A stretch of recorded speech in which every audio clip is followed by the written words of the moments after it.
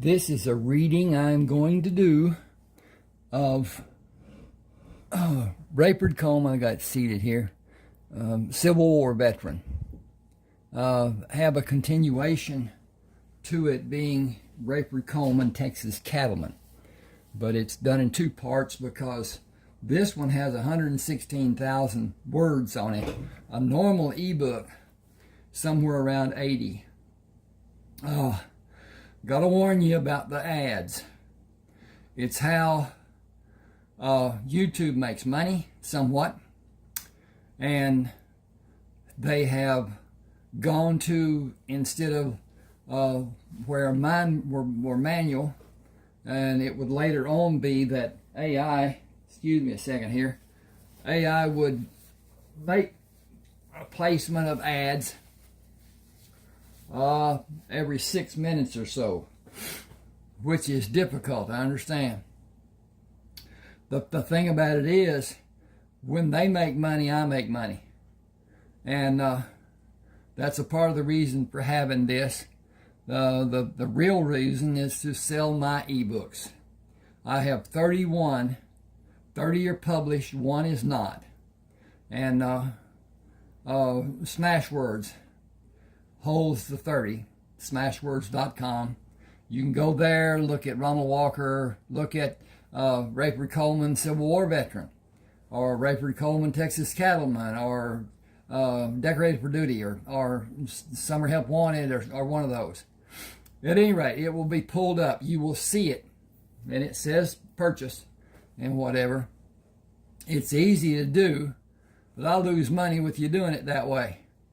If you send me an email telling me which book you want to have, I will send you that book and give you a reduction, take $1 off, down to $5.99 instead of $6.99.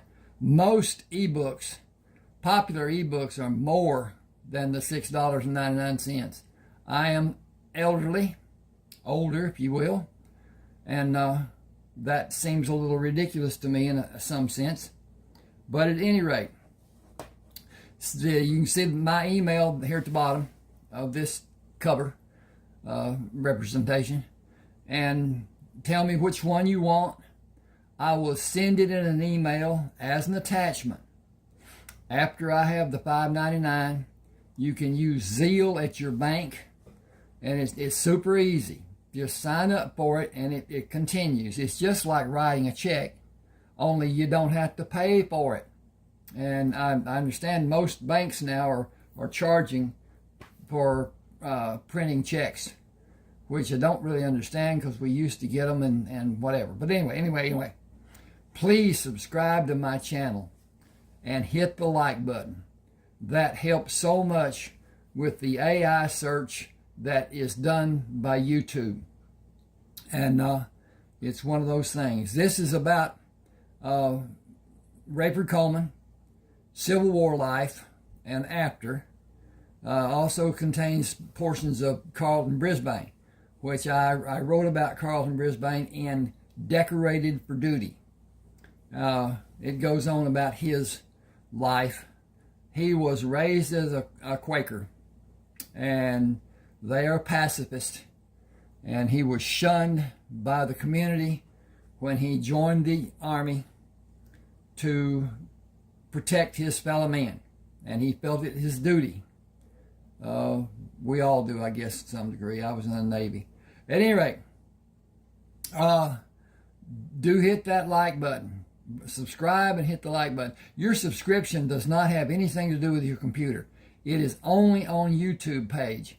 And it doesn't bother, it doesn't slow down, there's no problem as far as the subscription goes. You can have thousands of subscriptions, and it will not slow anything. At any rate, if I think about anything going on through this, I will talk about it. There were, with this, I took a little license. There were men, let's back up here a minute. The supplies that the Confederates had were always diminished. They were never what they really needed. and sometimes didn't get anything, whatever. At any rate, toward the end of the war, the conflict, the Confederates didn't have enough powder to load their guns, and they were mostly flintlocks, mostly you get as much harm to you as you might do to somebody you're trying to shoot. Burn your hand, burn your face, whatever.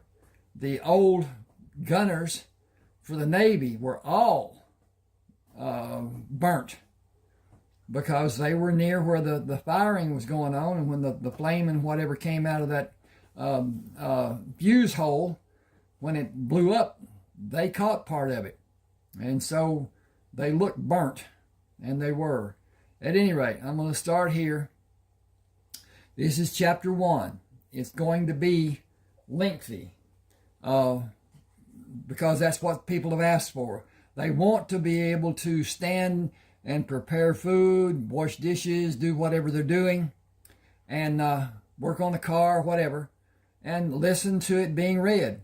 So here it is, but they want longer. I've been doing 35, 40 minutes or whatever because YouTube has a restriction on length of videos to some degree, but I don't know what they are and don't have a way to find out. Hold on to it. Whatever. This is starting near the end of the conflict, as General Grant called it. At any rate, here we go. Charge, came the order from Major Collier. Carlton Brisbane held his position. Wait. Not everyone goes in the first wave. Hold your position to the count of 10 and do as we were ordered. Do what we practiced and run in a bent position and do a belly flop on the ground when you're close enough to engage. Be a small target and bring your wrath down on the Confederate line. If you raise your rifle into the air to reload, you will tell the Rebs where your position is. Load your rifle with it flat on the ground or as close to the ground as you can manage.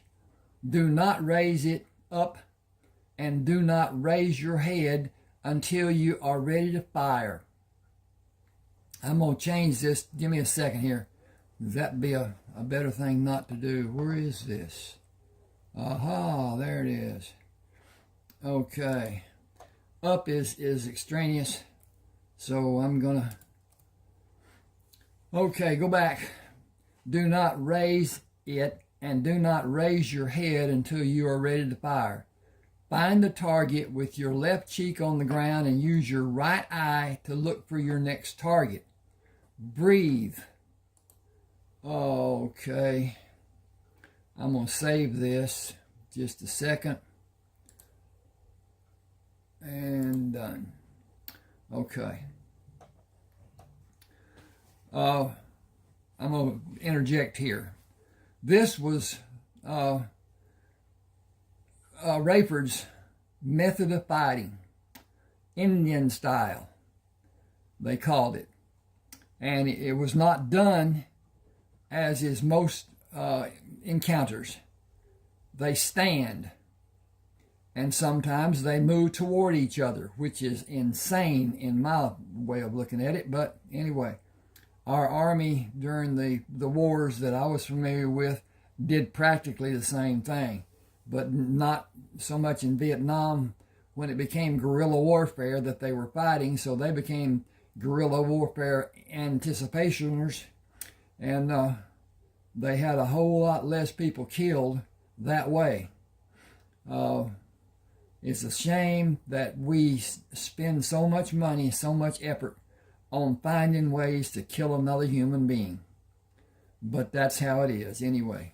Right now we have a conflict with Iran because they are close to making a nuclear bomb. And they are a rogue generation. The whole purpose is to kill non-believers. And it's one of those things. At any rate, where I am. Load your rifle with it flat on the ground or as close to the ground as you can manage. Do not raise it and do not raise your head until you're ready to fire. Find the target with your left cheek on the ground and use your right eye to look for your next target.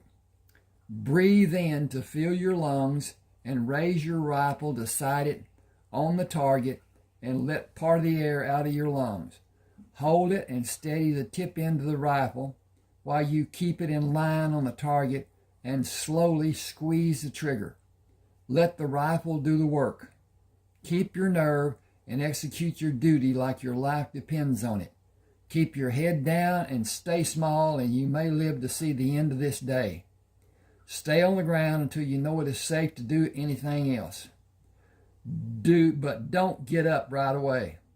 Wait to be certain it is safe to move and you cannot see a target to shoot or have someone shoot at you. Men have been killed by men they thought were dead. Think about what you're doing and wrangle your body around to be able to roll away from the battle line to stay out of sight of anyone waiting to have a better shot at you. Roll until you are out of range of their guns. They are short on powder, and the range the bullet they shoot at you will travel is far less than the bullet you will fire at them. He looked at the line of men standing on the opposite side of the open field. We can go now. Do not stand straight up. Bend at your waist and knees and keep low, and stay low until you find a good position to fire from. Watch where the cannonballs are landing and move away from that area, but not far. Bent at his waist and knees, he moved straight at the men standing in a skirmish line, attempting to reload and fire again. He dropped behind the prone body of a man who was struck by a cannonball. He left one of the Henry rifles on the ground on his left side and raised the remaining Henry rifle, took aim and squeezed the trigger. He quickly pressed the left side of his head against the soft ground and levered a cartridge from the tube into the firing chamber, selected a target and fired. After firing the rifle 6 times, he continued watching the Confederate soldiers and measured the time he judged needed for the heat in the barrel of the rifle to lessen. After firing 16 times, he moved the rifle away from his body to place it safely on the ground. He moved his left hand as low as he could reach down the barrel of the second rifle and pulled it up a few inches. Moved his hand lower on the rifle and inched the rifle higher. He caught the end of the barrel in his right hand and pulled it as far as his right hand could reach. Feeling the leather covering the butt end of the rifle, with his left hand he began swinging the butt away and gradually pulled the rifle in a circle over his head and around to his right side. He moved up on his elbows, pulled the hammer back, took careful aim at a clear target, and squeezed the trigger. Jacking the empty shell out, he levered another cartridge into the firing chamber, located a standing target, and squeezed the trigger and waited for the barrel to cool before he fired again. He shot 16 times and reloaded the first rifle to fire 9 times before he stopped to watch the line of men move out of sight. Rayford Coleman asked, "Why did you stop firing the rifle? Are you out of ammunition? I have enough for both of us." Carlton smiled. "Thankfully, the rebels are retreating." Gathering the spent rounds, he placed them in a leather pouch he kept on his left side and loaded both rifles. The day is over without a winner being declared. We lost men and they lost men. No doubt we will do it again tomorrow. Staying where I am seems to be the best plan for action for the next few minutes. I have been shot in my back 3 times, once in my butt, twice in the back of my left leg because I did not wait as long as I should have. The problem I have is knowing how long is long enough. Crawling on my knees and hands while holding the rifle muzzles to drag the rifles got me shot in my leg and butt. The experiences are not beneficial for the rifles or for me. Sergeant Bennett came to shout at them, "Major Collier wants both of you." Rayford shouted back, "If I'm not getting commotion, it is not worth the effort it takes to go there. You better get your ass over there. You know how bad he can be when he's mad. He can be any way he wants to be. He knows where his bread is buttered. Please don't rile him. We need you to be with us. You and Coleman too." I will tolerate almost anything he has to say, but he will not exercise any of his self-righteous dominion over me. We have been down that road twice in the last 2 days. The old saying is, the third time is a charm. Carlton carried both rifles and did not salute Major Collier. Yes, sir, Major. Sergeant Brisbane, you are assigned to the 2nd Battalion Field Hospital. Take Sergeant Coleman with you. I told you to exercise chivalry, and you both disobeyed my orders with your animalistic tactics. I cannot discipline you or Sergeant Coleman, but I can move you out of my command. You are disruptive men. When you are reassigned, make sure it is not coming back under my command. Yes, sir. Thank you, sir. Rayford turned sharply and marched away from Major Collier with Carlton beside him. I intend to use the tactics I've been using, and no one will get me killed by having me stand as a target to be shot. General McClellan was as bad as every officer we had commanded us. Wait a minute. General McClellan was as bad as every officer we had command us. So sure, that could not be commanded. Who? Possibly. Okay. War is not gentlemanly. It is not courteous or chivalrous. It is stupid for anyone to believe. That is stupid for anyone to believe. Carlton remained grim. What is even more stupid is working under a doctor in another field hospital. I will not accept being assigned as Major Collier ordered. I am going to see General Grant. Get your gear, find him out, and come with me. This day will be an awakening or disaster according to what General Grant wants it to be. If he offers a drink, take it and wait to follow what he does. It will be a test. Do as he does, and the verdict of the test will be in your favor. I think I need a comma there. Let's see what it says. It says, no, do as he do. Oh, they stopped when 2 soldiers blocked the road. What is your business, Sergeant? Administration duties for General Grant. He is in the big tent in the center of the camp. The soldiers watched Carlton and Rayford ride toward the encampment. You did not follow instructions. I know those men, Sergeant Brisbane and Sergeant Coleman. What are they that you would disobey orders? Decorated men looking for a sit-down with General Grant. Are you brave enough to ask to see him? I am not brave enough to do more than salute and keep my eyes front and center when I meet him or anyone on his staff. That position may serve you well. They will be welcomed to his tent and probably enjoy a private meal with the general. We will be standing duty wondering what kind of weather we're going to see. 2 soldiers took the horses when Carlton and Rayford stopped at the right side of the tent. I do not know how long we will be here. After a few minutes, let them drink. I'll tell you if you need to do more with them. Yes, sir, Sergeant Brisbane. General Grant knows you are here. You can go inside, sir. Thank you. Rayford, we are next in line. I hope it's a party and not a hanging. General Grant sat behind a large desk. Why would it be a hanging, Sergeant Coleman? Disobeying orders, sir. I countermanded the orders. Okay, let's make them those orders. Oh, S.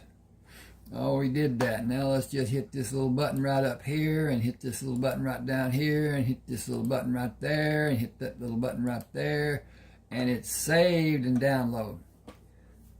Oh, I countermanded those orders. You are both advanced to the rank of lieutenant. You both received accommodations for services rendered. You are subsequently assigned to Colonel Jacobson under Major Nilsson. You will train the troops in any manner you wish to have them learn. You will not face opposition from Major Nilsson, and certainly not from Colonel Jacobson.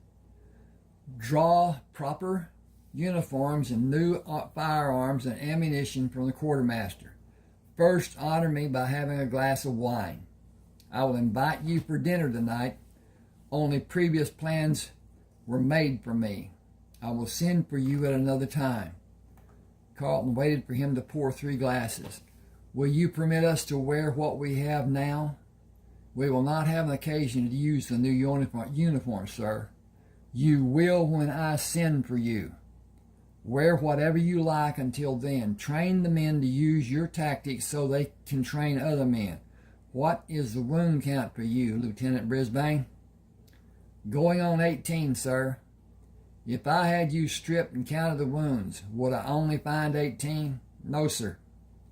You're a valuable commodity and a first-class fighting man, but news of your death would give encouragement to the other side. It would become their rallying cry. I cannot allow that. I cannot order you to stay away from the battles and remain in relative safety with Major Nielsen as much as I would like to. I doubt that you would obey my order if I did. Our being a part of the fighting force is the only way this conflict will ever end. I wish you could tell me that you have done enough. Let me rephrase that because I think I read it wrong. I wish I could tell you that you have done enough, that you have sacrificed enough. I have no precedent to perform such an act. I can reward you for your service and sacrifice as the President has done before and did again today for both of you. Bottoms up and join Major Nielsen. Thank you, sir. No more wounds, either of you. Rayford shook his hand. That is easier said than done, sir. You have the rest of today to prepare the group of men, and you could stay with Major Nielsen until you have the men of that group prepared and sufficiently practiced before you begin the training of another group. You have no need to take the field. Carlton placed the empty glass on the desk. I would feel like a coward, sir. We will do both with preparations and actions. I had no illusions of what you will do. Get busy. I'll always have someone wanting something. That's how my day normally goes. These are your directives and consignment orders. I wish I had 1,000 men like you two. We can have 100 men trained in short order, sir. I have an order for rifles coming that have a greater range than what you have now. I will form special attachments of qualified men. I will need both of you to act as instructors for those men using the specially designed tactics which both of you favor. Carlton saluted. We should report, sir. We all have a part to play, lieutenants. Unlike my role, your roles are free of restraints. After leaving the general, Rayford opened the packet containing the orders. I get every ordnance I want. I want 25 repeating rifles. Can you get 20? Can you get 20? Hang on just a second. I need to check on my progress. And we're doing well, it seems. And I didn't turn that light off over there. Okay. Remember that General Grant said we have no restraints. We will see how many come in a case and make our selection based on case counts. We are two special units with General Grant authorizing our choices. We will each start with 12 men. We'll each have 2 new rifles and revolvers, and each of our 12 men will have the same number. Only officers are allowed to have Henry rifles. Will you feel more like an officer when you have the uniform to wear? Will you have very few occasions? You will have, I got to get this up here so I can see it better, I guess. You will have very few occasions to wear it. Mount up and lead us to the quartermaster building. You can see it over the tents. Remember, we have no restrictions. We will need a wagon to carry all I want. We have no restrictions. A wagon, a team to pull it, rifles, pistols, ammunition, uniforms, belts, boots, hats, gloves, stockings, riding equipment, food, eating utensils, canteen, medical kits, surgical kits, and anything more we can find. We will have everything we want. Act the part and be assertive, determined, and aggressive. We have authorization directly from General Grant. Only a fool would presume to question our list of supplies. Our lives just got better on so many levels. We are officers with privilege under General Grant rescinding the authorizations. Oh, we are officers with privilege under General Grant. Rescinds. I left until out. Sorry about that. Need to get a drink. Oh, I can't get a drink because I ain't got it. It's over yonder. Give me just a second. I need to turn that light out and get the drink coffee. What I'll tell you about the war. The war didn't start because somebody declared. The war started because I can't stop him. Okay, whatever. At any rate, the war started because an agreement between General Beauregard and the commanding officer at Fort Sumter was that there would be no weapons supplied to Fort Sumter. And the first ship that came in did not have weapons of any form that could be seen. One of the following ships, and I don't know the count, one of the following ships had people who were marching with rifles on their shoulder, and cannon were visible. And the South fired, starting the Civil War with conflict. It was Lincoln's desire that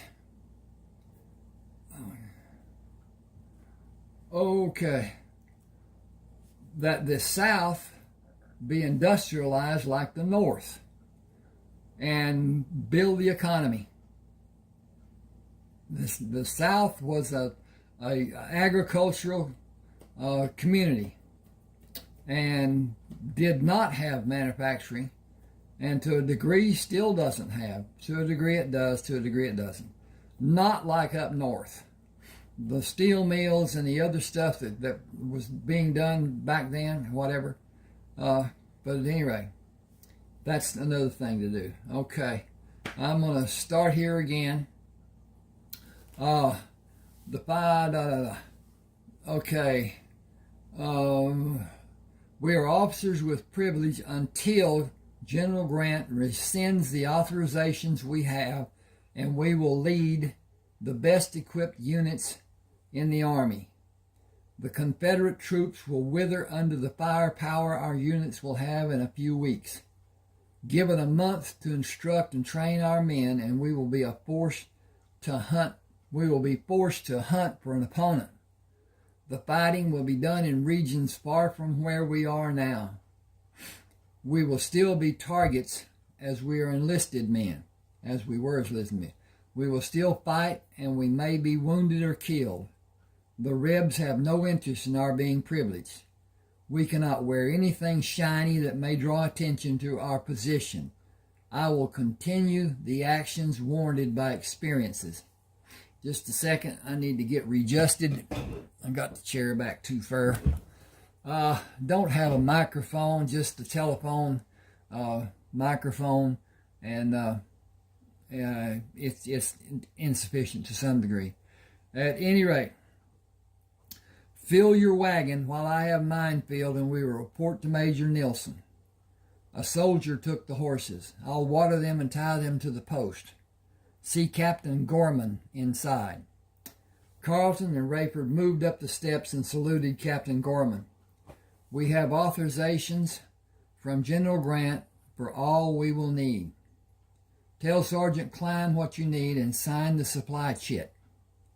Will you have 2 wagons brought to the back to be loaded? Will you have 2 wagons brought to be loaded? They will be waiting at the rear of the building, and more will be brought around if they are needed.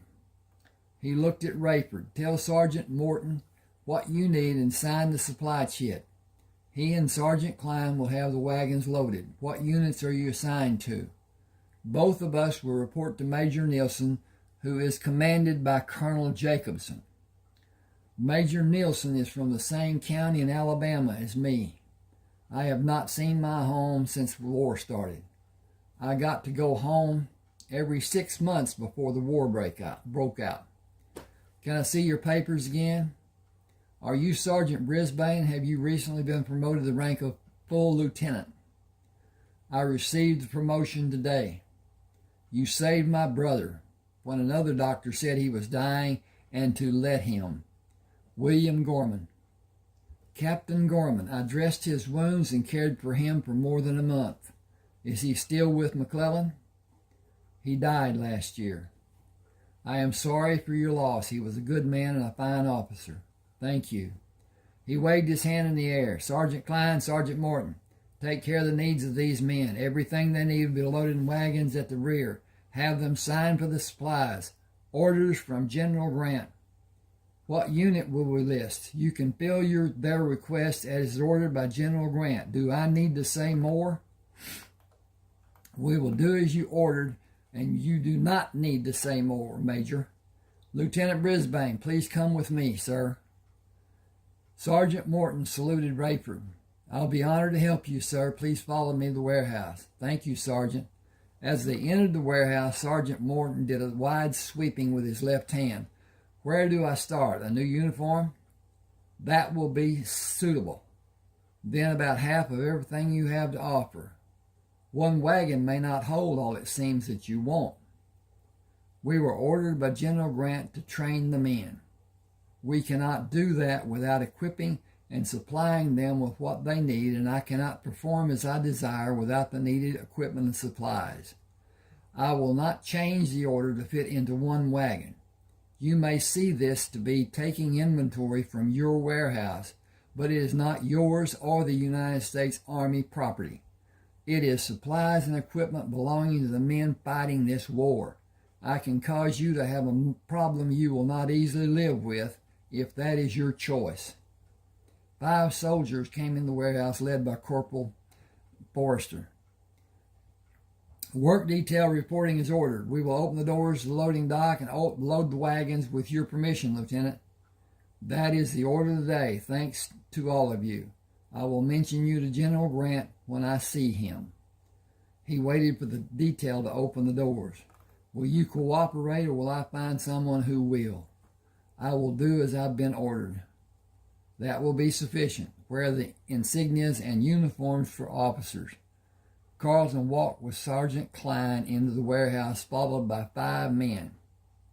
We should start with the cases of Henry rifles and Colt revolvers, not Springfield rifles. How many rifles are in each case? 12, sir. Put 5 cases in each wagon. 50 Colt revolvers and 25 cases of ammunition for the revolvers and 60 cases for the rifle in each wagon. Load a second and third wagon if that is needed to take the wagons to Major Nielsen's camp. Bring 2 additional wagons and we will continue. Carlton and Rayford rode horses to lead the 5 wagons. I am following the tracks made by the first set of wagons, as I am not certain where Major Nielsen is located. Captain Gorman told me his camp is 8 miles southwest of the main camp. We are tracking in that general direction. How did your experience fare? I heard part of your conversation before we came into the warehouse. Sergeant Morton was not happy with the prospect of losing a large amount of inventory. We came to a mutual understanding. It is always nice to have a good accord with people. His remembering that I will see General Grant sometime in the near future brought about a completely different attitude toward my needs. Rayford stood up in the stirrups. I think that could be just, don't need the up. Okay, let's do this. Ding, ding, ding. Rayford stood in the stirrups. I see the coverings of wagons. We should meet sentries in a few minutes. And that should have, it do.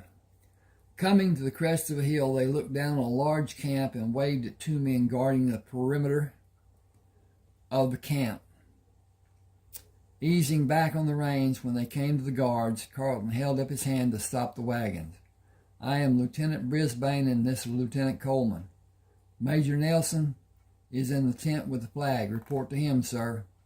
The guards moved to see opposite sides of the wagons and moved back to their original position when the wagons passed by them. "Lieutenant Brisbane has been wounded more times than any man in American history. It is rumored that he has killed more than 1,000 men." Can one man kill that many? When he enlisted, he was carrying his own weapons. Rumor has it that he killed as many as 40 men a day on some days. With all the battles that have happened, it is not beyond reason for him to have killed that many and many more over the last 3 years. It has been said that tomorrow we will face the best soldiers the Confederacy has. That's the reason General Grant sent so many soldiers to help. The first 6 wagons that come in were loaded with rifles and ammunition. Lord only knows what's in the last 5. The top coverings were lashed down, the rear opening was drawn shut. The teams pulling the wagons were unhitched when the wagons were parked beside the other wagons in an open area west of the camp.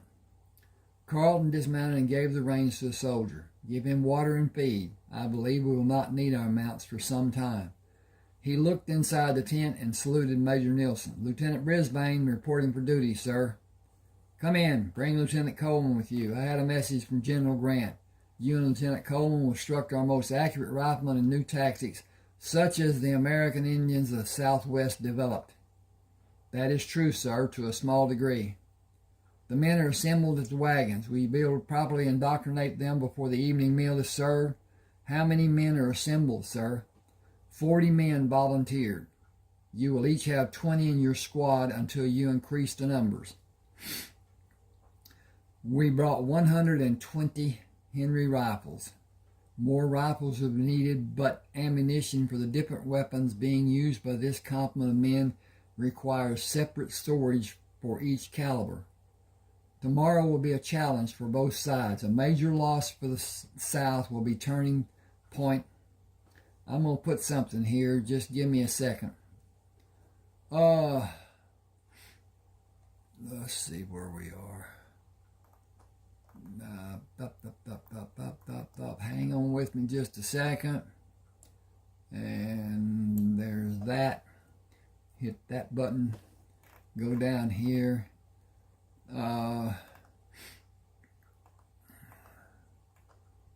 Here we go, right bar. And we're going to hit this. Add that. Add that. Okay. Major Nielsen said tomorrow will be a challenge for both sides. A major loss for the South will be a turning point in General Lee's ability to wage war in all the sections of the country the South troops are defending, the Southern troops. The elite fighting men from the Confederacy are reported to be massed for a major offensive. They should use the same tactics we have faced.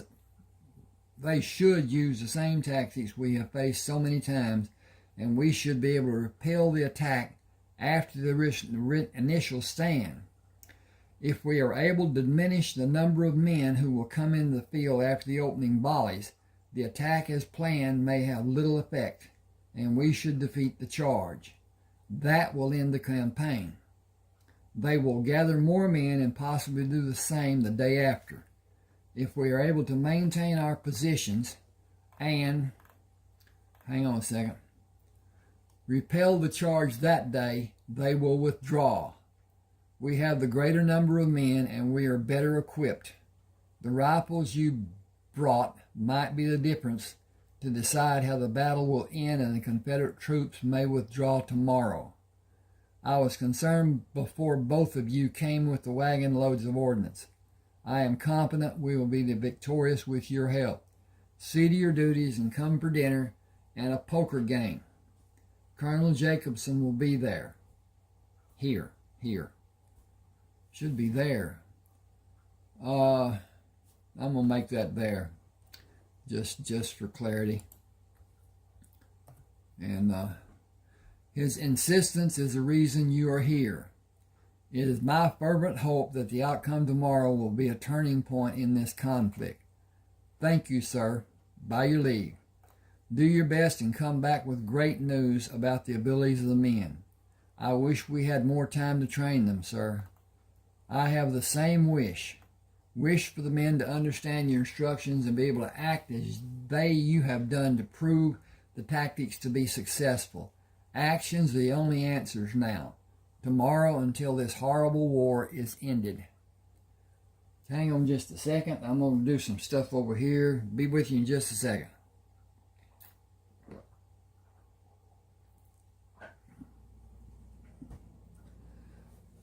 Carlton held the rifle over his head as he entered the clearing. Formed 2 sets of ranks of 5 men, 4 deep. We will begin instructions immediately. We will have no need for names. This exercise is being carried out to teach you a new method of preparing for acting in and accomplishing success in the field tomorrow and the following days. I see I have 23 men and Lieutenant Coleman has 22. Each of you will have rifles issued to you after this exercise. Form 2 circles and give us your complete attention. We will listen to questions after these exercises are completed.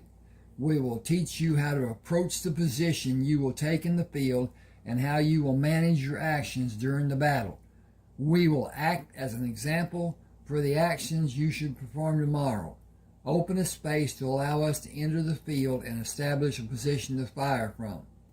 Your new rifles will hit a target at a greater distance than the opposing men will be able to shoot. We will demonstrate how to calculate a necessary distance after demonstrating what your action should be. Both Carlton and Rayford moved outside the 2 circles and approached in bent postures. Keep your head down, shoulders forward, bent at your waist and at your knees. Present a target that will be too small at a specified distance for a man to accurately fire his weapon at you. When you reach your desired position, drop into a completely prone position, flat on your chest and thighs with your toes pointed outward from your body. Keep your toes in that position until the skirmish is over. Move from side to side, always facing the enemies as you progress to the firing position. Be the smallest target that you possibly can. Carry your rifle in one hand with the muzzle pointed at the position you will take, and when you start to fall on the ground, drop the rifle to place your hands on the ground. Turn your face to have your cheek on the ground and locate the rifle. Rub dirt on your forehead and face before you begin your approach to your firing position. With your cheek on the ground, apply dirt again and pull the rifle towards you. It will have a cartridge in the chamber.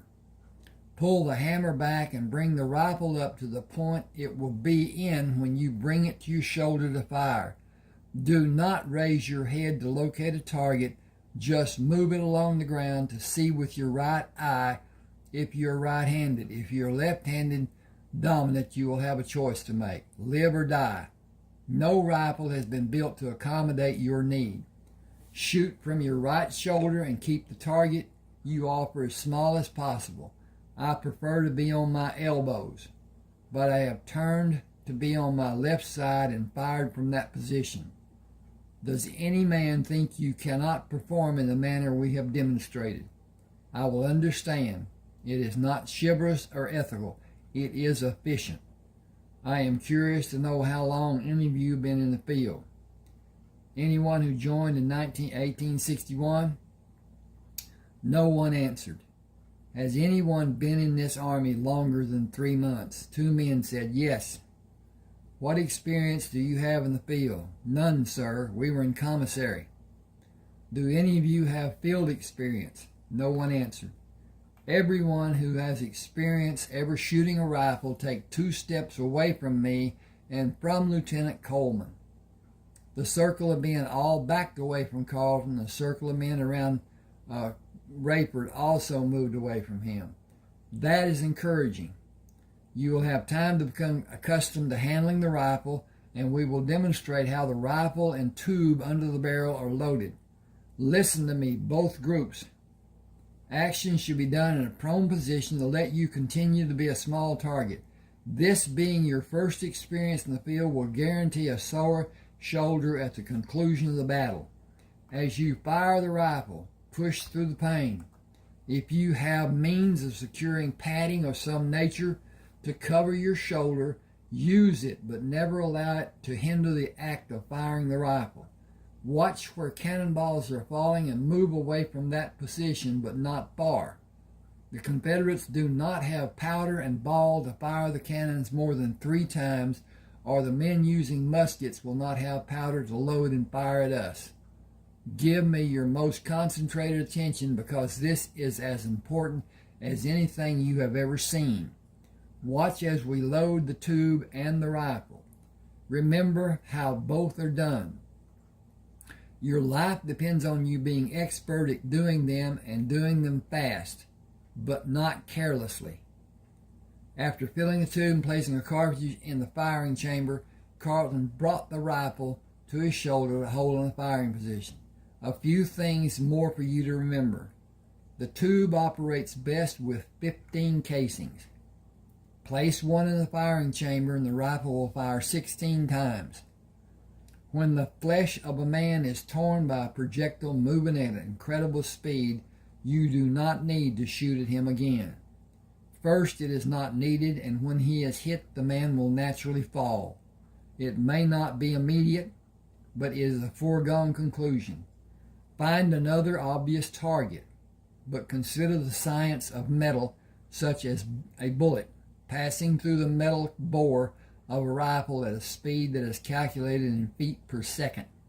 Think about that. Feet per second. I will break it down. The projectile leaving this barrel will travel as much as 700 yards in less than 2 seconds. That equals more than 500 feet per second. Many of the men in the opposing army are firing muzzle-loading muskets. They can be fired and reloaded and fired again. The Henry rifle can fire many times while the opposing soldier is reloading.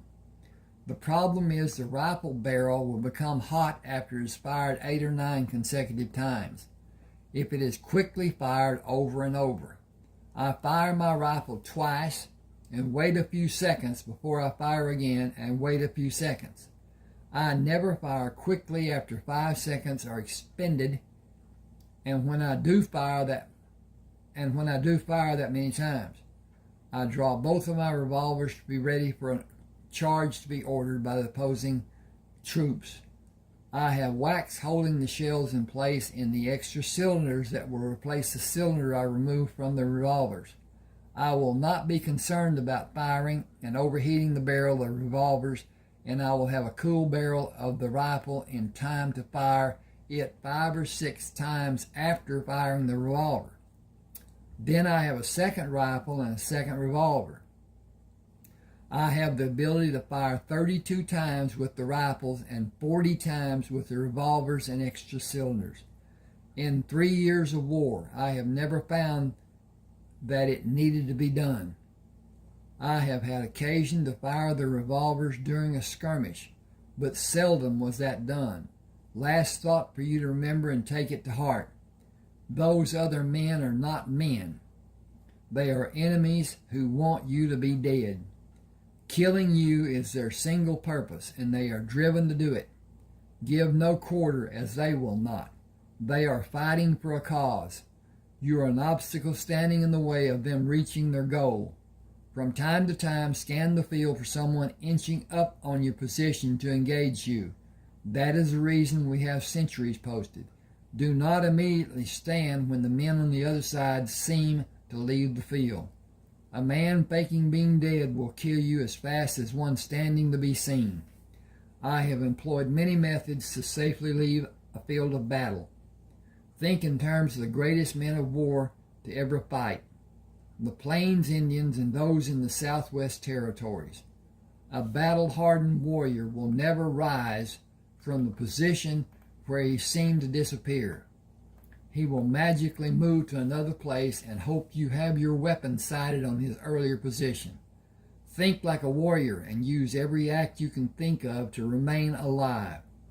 There have only been a few men who were active in conflicts that were never wounded.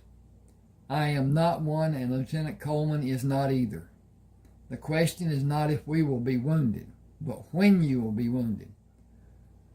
Keep the thought in your mind and do everything you possibly can to continue living without being severely wounded. There is a huge difference between being wounded and being severely wounded. It is a matter of your skill, the skill of the men on the other side, and uncontrolled dumb luck. It is better to be good than lucky. Live to fight again another day, and you will learn how to be good at conducting war. You will be issued a rifle and a revolver and items to clean the rifle and revolver. Keep them. A ramrod for cleaning the bore will be made available for the squads to use. Like everything important, be careful. That rifle is your life savior. Okay, hang with me just a second here. It looks like we're into this a bit, and we are to a degree. Basically, if you can allow yourself to let the ads run, 3 or 4 or 5 of them, during this length of this, it will help a little bit. Please subscribe and hit that like button. Those two things help so much.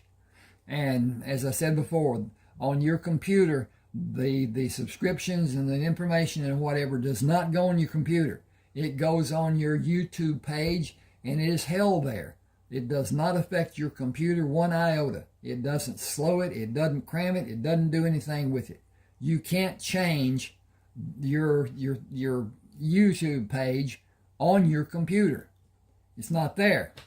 Until you pull it up, it's not applied. So at any rate, I'll continue here. Rayford stood and held the rifle low. You know the basic method we have suggested. Talk about how you will act when you're called to battle. What you can do to stay safe and fight should always be rattling around in your mind. Always look for a better way than what you have been taught. You must each find the comfort of being yourself. Trust your instincts and use good judgment, but first concentrate on being low when you are advancing. If you are shot, hold your hand over the wound to slow the blood flow. Do not raise your voice asking for help. Nobody will come to help until the skirmish is over. Breathe as normally as you can. Keep your heart rate as normal as possible and stay down. If you stand up to get help, you will probably be shot again. He went to the wagon and looked at the table the men brought, along with sheets of paper and writing equipment. Carlton shouted, "Never fight as a pair.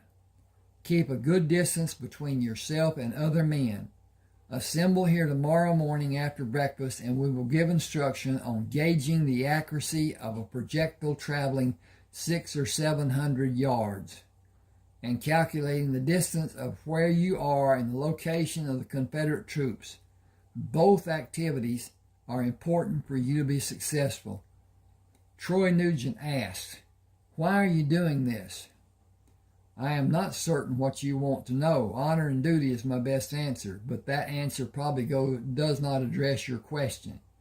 I want to see each of you safe and whole after the engagement. Excuse me. I want to be safe and whole. I want this conflict to end and everyone to be safe and whole. I cannot bear the thought of losing. The men in the Confederacy are the same in their expectations of what defeat will mean to the people of the South. It will be devastating, and justice will not be served for the losing side. Federal control is not what this country was built on, but that is the manner of politics. This war is about states having rights of self-determination as the English king declared for the original colonies. I do not agree with the politics, but my home has been threatened. I will sacrifice my life to prevent it. That is the main reason I am doing this. Rayford climbed into the wagon and opened the box with a hammer. I will call out the numbers on each rifle. Someone should write the numbers and the name of the man getting the rifle. Lieutenant Brisbane will dispense what you will need to clean the rifle and the ammunition for the rifle and for a revolver.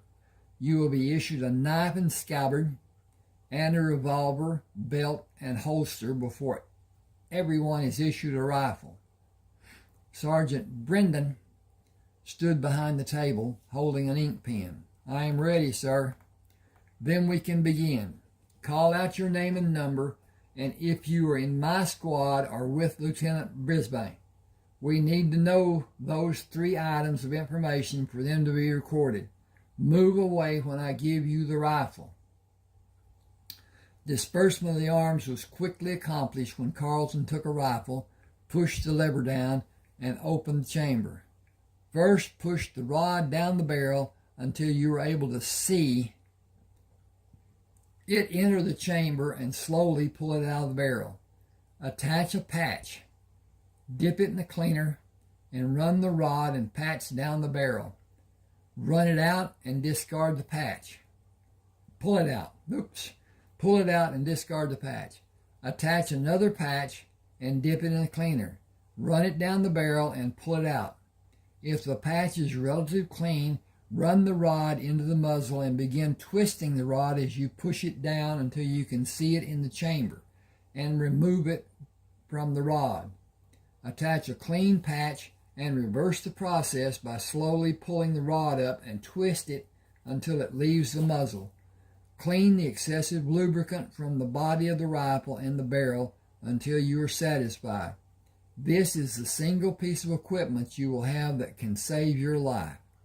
Be absolutely satisfied that you have it in peak operating condition when you take it into a skirmish. Will you be able to show the next man how to clean his rifle while you finish cleaning your rifle? Yes, sir. 6 soldiers came from different locations around the wagon. Sir, I am Sergeant Blevins, assigned to guard the wagons with Trowbridge, Hawkins, Tatum, Stevens, and Rollins. Can we get the new rifles too? Do you have Rate as a marksman? I can bark a squirrel at 50 yards. I can put him on the ground while he's still on the limb with a new Henry rifle, sir. We are all skilled marksmen.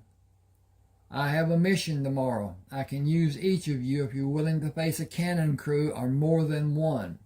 My intention is to eliminate every man who makes an attempt to use the mechanism the Confederates have to launch a cannonball at our troops. Are you accustomed to firing uphill? Take a sight and raise the barrel to compensate. The same is true of distance shooting, except I have specially loaded bullets with maximum amount of powder. They can be dangerous if they are not used within a few hours of being loaded and the projectile is pressed into place. They will accurately reach a man 800 yards from your position with proper use of the rifle. You will not be as accurate shooting from a standing position with that much firepower, and it is not known if the soldiers we will face tomorrow have special rifles made in a foreign country that have a greater accuracy at a greater rate distance than the standard arms we have encountered. We will not linger in one location long enough to be a marked target. Guerrilla tactics, the Spanish word for the little war. Surprise and ambush tactics, not fighting in the acceptable way. I want to be included, sir. It may be more dangerous than facing the line of soldiers shooting at us. The extra charges in our bullets will allow us to be out of range of the standard weapons the Confederates have. I doubt that they will have a long-range weapon because Europe has promised they will not become involved in this conflict. The French promised General Lee that they would give the South support, and all the prominent countries voiced their opposition to it being done. The French would contend with the American Navy, and I believe that would be a catastrophe for them. Did you watch the performance Lieutenant Coleman and I enacted about staying low when we approached the firing position to engage the Confederate Army? I believe we are aware of the intention. Excuse me a minute. Oh, I've got to check on this thing. And we are about halfway finished.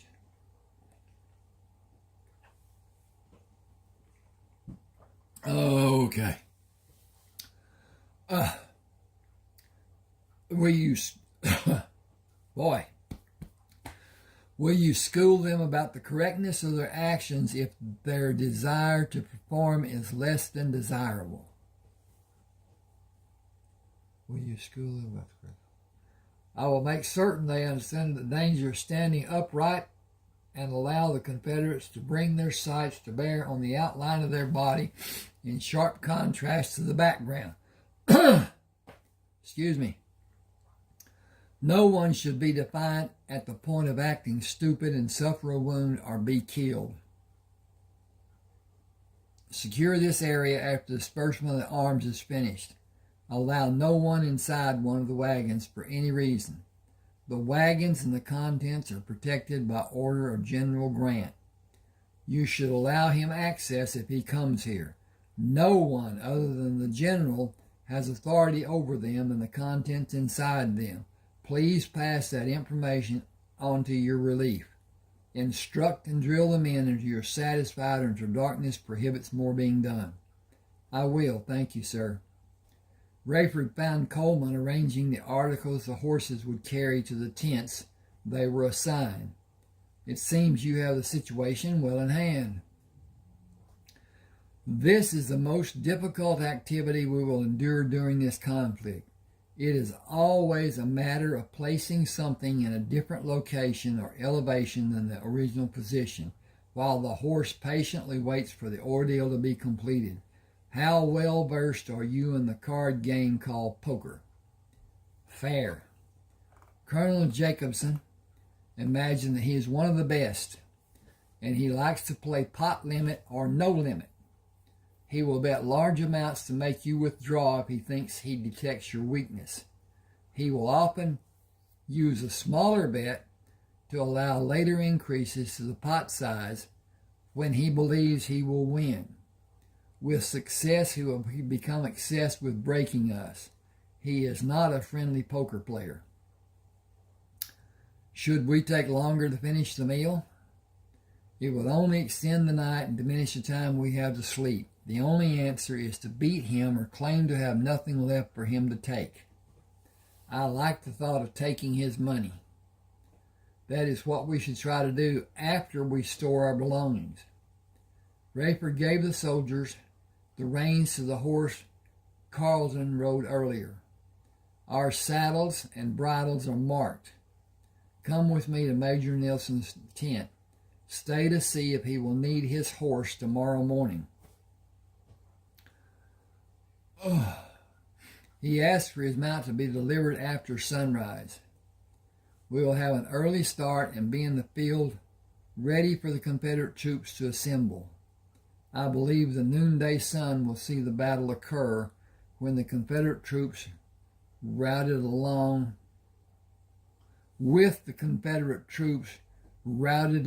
before the morning is over. I hope so, sir. Rayford stepped down and gave the reins to the soldier. Thank you and have a good night. The man remained silent and turned the horses to take them away. Carleton opened the flap of the tent and came outside. It is time for us to wash for dinner. They are both about 3 sheets in the wind. I think they will drink more than they eat. I also think you and I should take our leave and retire early. They may not feel we should. How do you feel about a fight between you and me, and if we are able to carry our argument outside the tent to settle it with a manly art? They may not be able to stand and follow us, and we can slip away into the night. Keep a bottle close by to enhance their coffee if they drink coffee. Neither Colonel Jacobson nor Nielsen acknowledged Rayford when he entered the tent and continued reminiscing about past campaigns and days gone by. They continued their pretentious conversation when the meal was served. Carlton and Rayford ate slowly and agreed with one officer or the other when it seemed to be wanted or to have relevance in the discussions. When the colonel and major grew quiet, Rayford tapped Carlton on his leg. "Help me take the colonel to the cot before we move the major to his cot. I believe this evening has reached a conclusion for two high-ranking officers.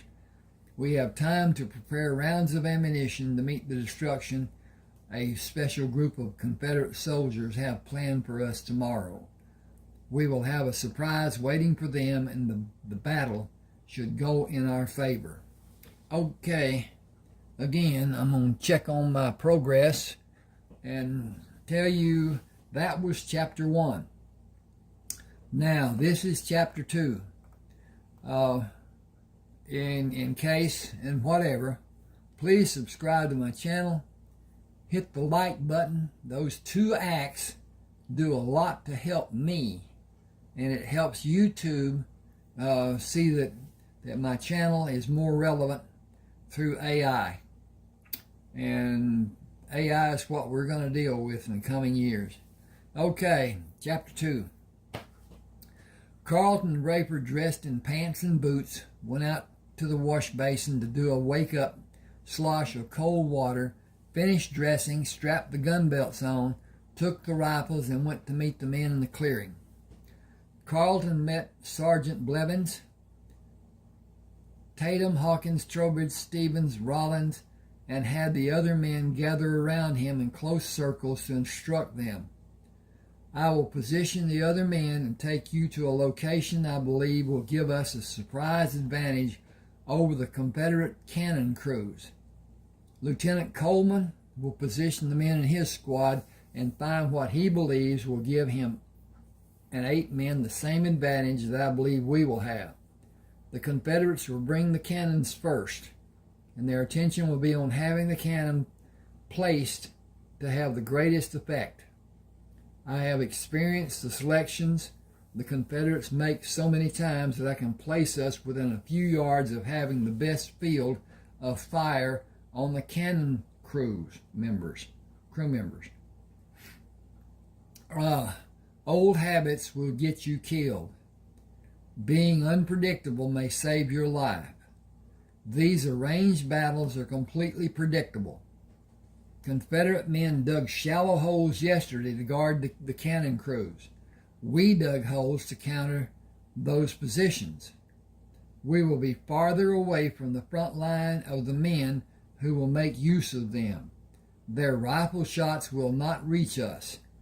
After their first volley, the Confederates will reload and fire.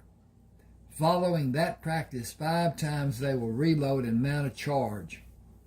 Facing repeating rifles will stop the charge, and the troops will probably follow what they have previously done and withdraw. We have superior numbers and superior firepower. Got to hold up here. Confederate Army has never exercised patience except in attempts to disrupt our supply shipments. Every battle has been an exercise in courtesy. I do not understand their mindset or their practices. We will not do more than end this battle as soon as possible. If everyone has their ammunition and is prepared to work to that end, come with me and we'll find the favorable firing positions. Rayford met Sergeant Brendan, and the 7 men Sergeant Brendan chose to fire on the cannon crews. The men in my squad, gather around. Take these bags of ammunition to load your rifles and keep the charges you have in the leather bags you will take out of this wagon. I think you will fire less than 16 times. We were up into the wee hours of this morning loading the ammunition. Use it wisely.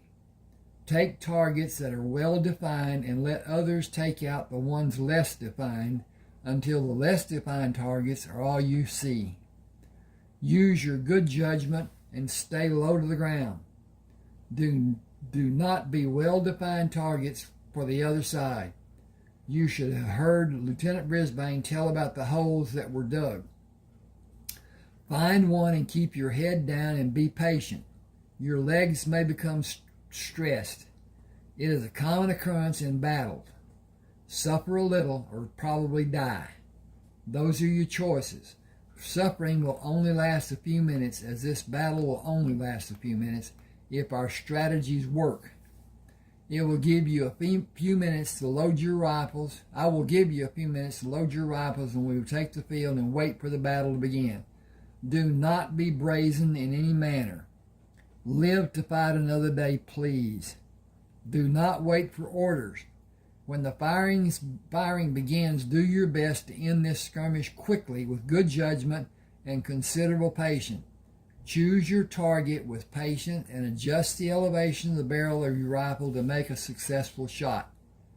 Discretion will come to the wiser veterans in the Confederacy, and their troops will withdraw. Do not move to stand immediately. Wait for the call of all clear. Even if you are wounded, do not stand for any reason. I need to change something here. If I can find the cursor. And there it went. Okay. Dink there, dink there, dink, dink, dink, dink. Leave it there. Okay. Call for help if you're wounded and wait for help to come or when you hear the call of all clear. If you are not wounded, draw your revolver and sweep the area that has men who may be waiting to have a clear shot on an unsuspecting man. Carleton positioned his man left of Rayford to stay within his view and watch the cannon crew pull a cannon backward up a slight rise. Sighting on the closest man pulling on the tongue of the carriage, he squeezed the trigger and brought the barrel down after the recoil to watch the man fall backward. He immediately brought the rifle up to sight on the closest man pulling on the carriage wheel, squeezed the trigger, lowered the barrel, and watched the man fall. He brought the barrel up and watched as a crew of men fell around the cannon, struck by the barrage of Union rifles. The men in the holes fired at the Confederate men who stood with their rifles ready to engage the Union troops. They were not able to find suitable targets. They were cut down where they stood by a fierce barrage of bullets, and the shooting on both sides stopped. Men attempting to move the bodies of the original cannon crews were perfect targets for Carleton and Rayford's men. Another line of men moved to reinforce the position of the fallen Confederate troops. They were immediately eliminated. Men crawled to drag the lifeless bodies away from the two cannons, and the crews of men attempted to move the cannons. They were systematically eliminated. A third line of men moved to take a prone position to fire on the Union troops with a second line kneeling behind them. The noise of both Confederate and Union troops firing was unlike anything Carleton had earlier experienced. He saw Rayford struck by a bullet to the top of his head. He continued firing and was wounded in the upper left quadrant of his chest. He rolled over on his back and opened the pack to take out a sterile pad to apply on the wound and held it in place. One more reported wound and I will be taken out of this war. I wonder where I'll be sent. I saw a piece of Rayford's head fly up when he was shot. No man could survive that kind of wound. Damn. I lost my best friend. The Confederate troops attached ropes to the cannons and pulled them to a safe distance away from the Union soldiers. After movement of the Confederate soldiers was no longer detected, a shout of all clear brought the men carrying stretchers to assist the wounded. Carleton watched as Rayford's limp body was moved onto a stretcher. Goodbye, old friend. I will miss you more than express. My life in this army will never be the same. Rayford opened his eyes and moved his flattened hand on what he decided was a sheet covering a bed. He slowly raised his right foot and brought it down, and raised his left foot and brought it down. He rubbed the heels of his feet on the sheet by moving them apart and bringing them together, then repeated the movements over and over. I need to have a drink. If y'all will wait for me just a second.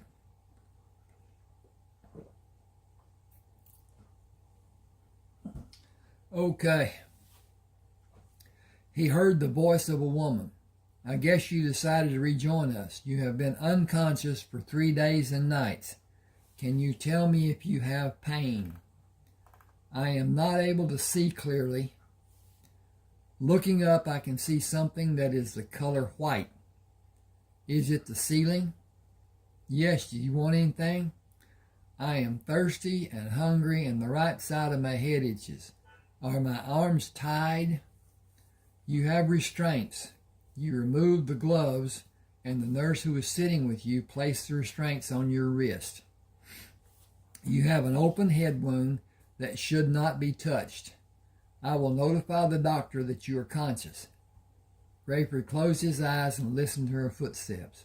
She must be a heavy woman, judging by the sound she makes walking. She drags her feet between steps, which is an indication of a short woman.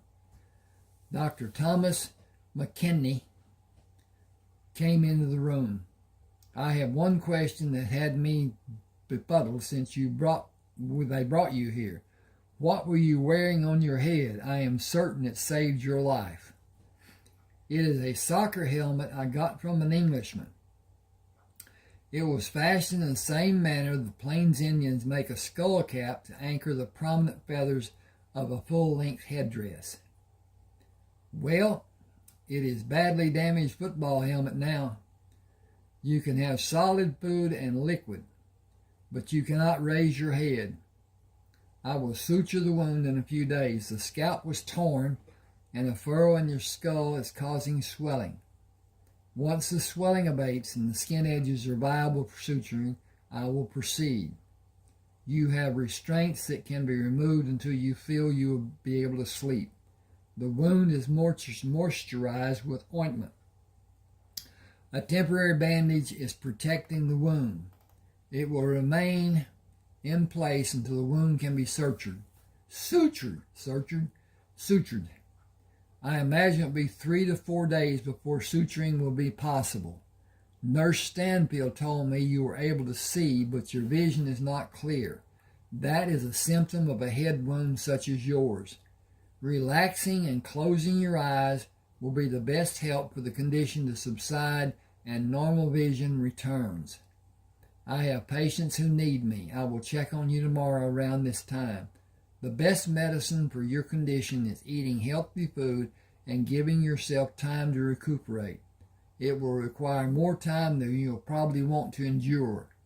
You will not be able to continue in the Army. You cannot tolerate the repercussions of firearms in the battlefield. You may never be able to.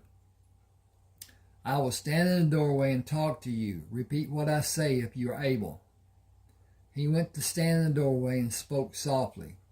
Wellington Methodist Hospital. Can you speak a little louder? That was a test of your ability to hear. Your ability may be recovered in time. He abruptly turned and walked down the hall.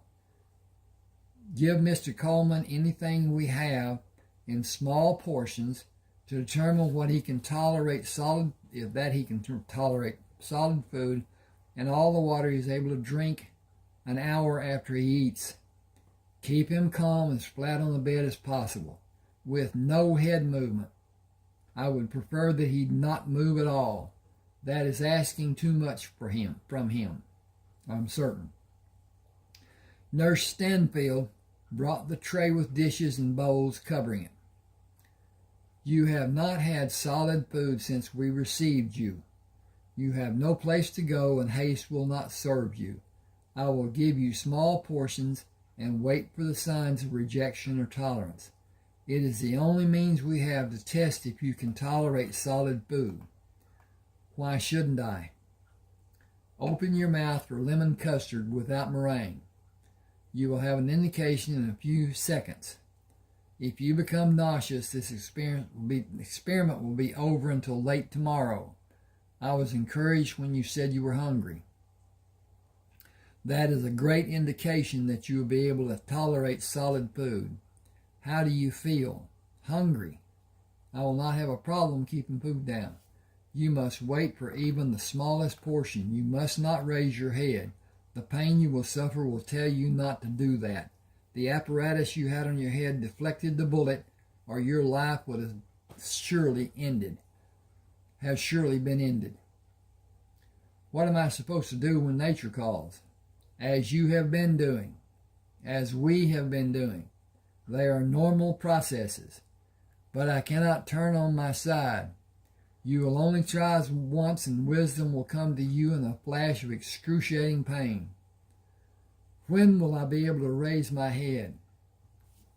After the sutures are placed, if you do not have pain. That may not be the case for some time after the sutures, possibly 10 days or more. 10 days is an eternity when I cannot move. Without the apparatus, your head on you. Excuse me. I gotta take a breath. I hope the persons who asked for this to be done enjoy this. I enjoy this. I enjoy reading my writing, and I am able to read my writing differently than I was in the exercise of doing edits. And it can never be overdone. There's always something, a word missed, a punctuation mark not placed, one place that should not be there, some word misspelled. I have the worst time with parameter and perimeter. And the English language is so much just not... at any rate. Okay. Without the apparatus you had on your head, no movement would be possible because you would no longer exist. Count your blessing. Close your mouth if anything negative is coming to the surface. Sleep when you're able. Do figures in your mind. Play a mind game. 10 days is nothing. I will be back in a few minutes to finish giving you food. Removing the bandage on the afternoon of the third day after Rayford became conscious, Dr. McKechnie applied ointment and placed a new bandage. I will suture the edges of the skin tomorrow at this time after rounds are made. You can attempt to raise your head after the sutures are finished. If you are without pain, you may be released a few days later. Observation time is needed to check for infection. Continue as you are with your head reclined. It has not been itchy for several days. I have not suffered any degree of pruritus. Protection is imperative. You may be able to leave the hospital before the end of next week. It will be determined by the advanced regeneration of your scalp and how well you continue tolerating solid food. Can I go to the bathroom before I sleep tonight? That determination will be made after the wound is closed. Where is the helmet I wore? It is inside the wagon behind the hospital. I want to keep it. It is with your other belongings. Can someone steal it? It is guarded by soldiers day and night. Colonel Grant ordered it. You should not have a concern about the safety of your possessions. Will someone have one of the soldiers come to talk to me? They stand an 8-hour duty. The man on duty now will be relieved at 3 this afternoon. Perhaps he will come. Do you know the names? Do you know their names? I am sorry. I will have a message taken to them. Thank you. Will you remain calm and still? I will. Thank you. You have 7 wounds that have projectiles which are only inches below the surface of your skin. They may cause problems later in your life. I will remove them if you authorize it to be done. Where do I need to sign? Your verbal permission is all that is needed. I will do the evacuations when you are able to turn on your sides on a table and when you're able to sleep lying on your chest. I sleep equally well on my back or front. I really have no preference. Give me a minute.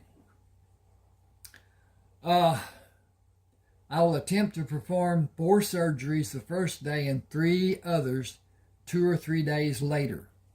Other than the fact that I was shot, what happened to me?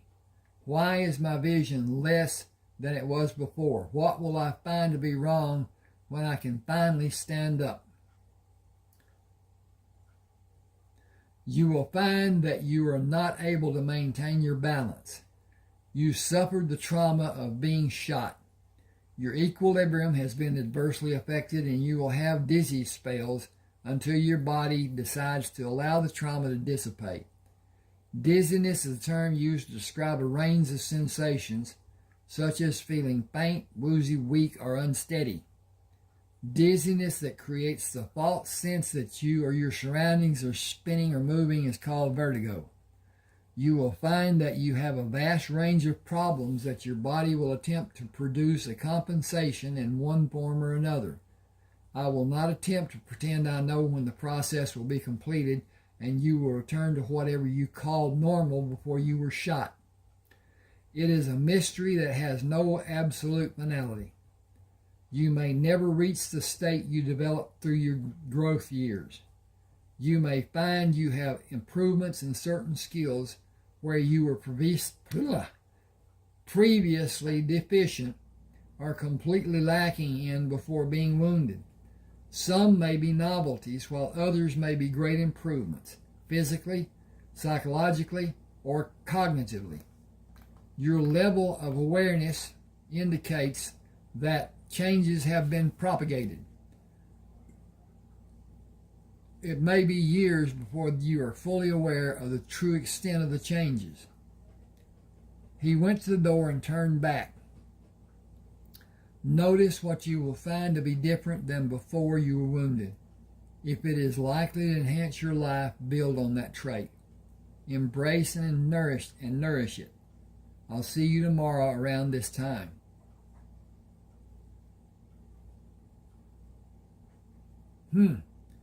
Got a noise somewhere. Nurse Stanfield checked the restraints on his right wrist and moved around the bed to check his left wrist restraint. I will loosen them when I feel you will stay awake. You made such great progress. It will be a shame to have a setback now. Why did you allude to my progress? So many indications. Solid food the first day. Wanting to take care of your toiletries. Exercising patience when getting out of bed is one of the strongest desires. I need to check on 2 patients. I will not be gone long. I am stationary. I cannot move.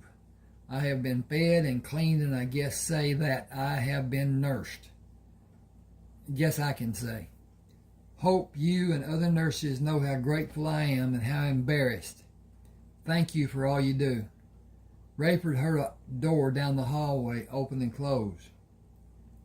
I have not heard that sound until now. It was definitely a door moving. Is my hearing improving? Is there a reason I have not heard the door until now? Being immobile will not be something I will miss doing in my old age.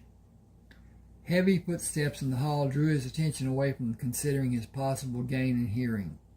The sound of footsteps stopped at the doorway. Lieutenant, I am Sergeant Tyrell. I have been standing guard duty at your wagon. Can I do something for you? Anything, sir. Can you sit with me a little while?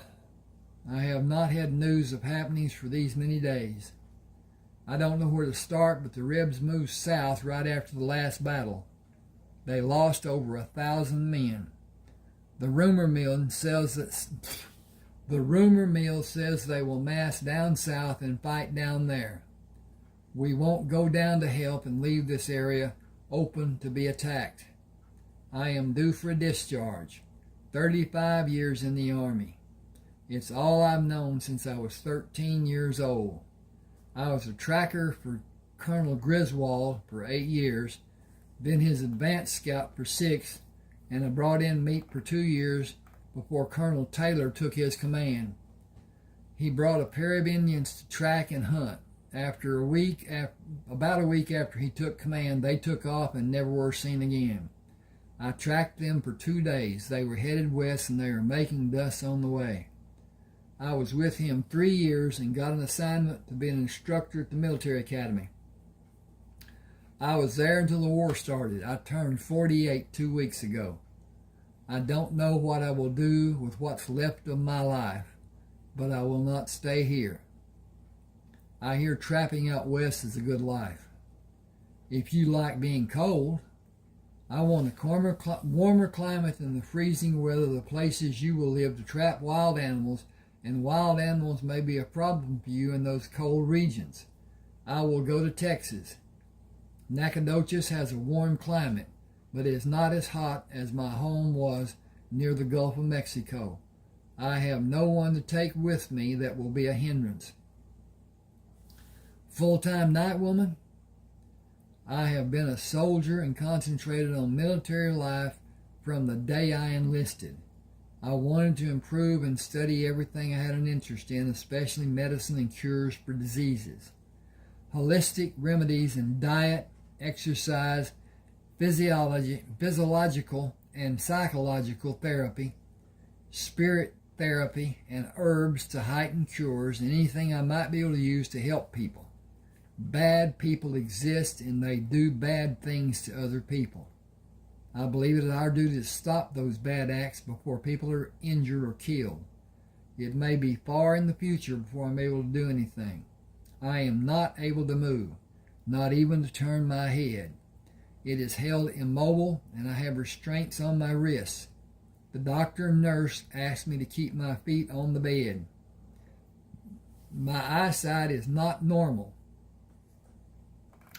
It has only been 8 days since you were brought here. You know a lot about medicine. How long does it take for a cut to heal? It has smooth edges and not torn like a gunshot wound.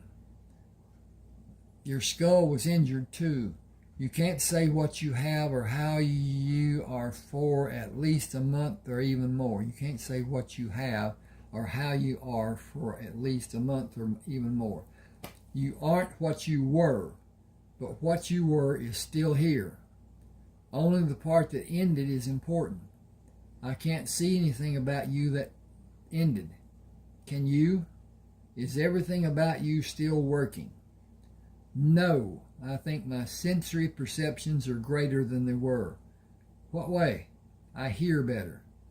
The nurse told me to speak up because you had less hearing than is normal. I was taking liberties with the doctor when he spoke softly and said Wellington Methodist Hospital. I found it to be humorous. I cannot explain what it seemed to be, but I asked him to speak louder. He did not find my question to have even the slightest bit of humor. Are you enjoy being here? I am enjoying the fact that I am alive. The Confederates had the ability to shoot farther than I estimated they could. Half inch lower in the bullet strike and I would be in another dimension. I am very much enjoying being alive, which brings my thoughts to the wagon you say is mine. I have no wagon that I'm aware of. Excuse me a second. I'm going to do this again. This time.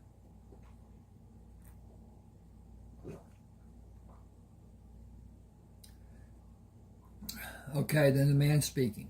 General Grant had us bring it to the hospital. Following the ambulance that brought you here.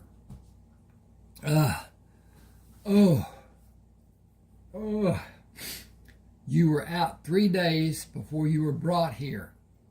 Everything in the wagon is yours. Your property is in the wagon. All of your property is in the wagon.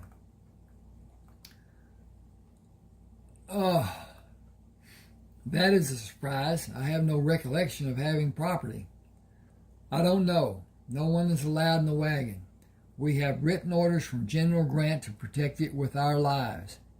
He placed his hand on the bed and leaned closer to Rayford. I better go. Albers will be wondering where I am. None of us sleep during the daylight hours. How many men are with you? Joseph Albers, Henry Clarendon, Clyde Oliver, and me. We are all due to retire, and we can't go back to our homes. We joined the wrong side. I cannot understand that reasoning. The South didn't have an army before for me to join. We didn't have a part in the war being started. Politics did, and greed from the North. This war is nearing an end. Every battle we're in, the Confederates lose. They are growing shorter on men every day. Their supplies are almost non-existent, and they are fighting in too many different areas with too few capable men. I believe that one major campaign will be the last.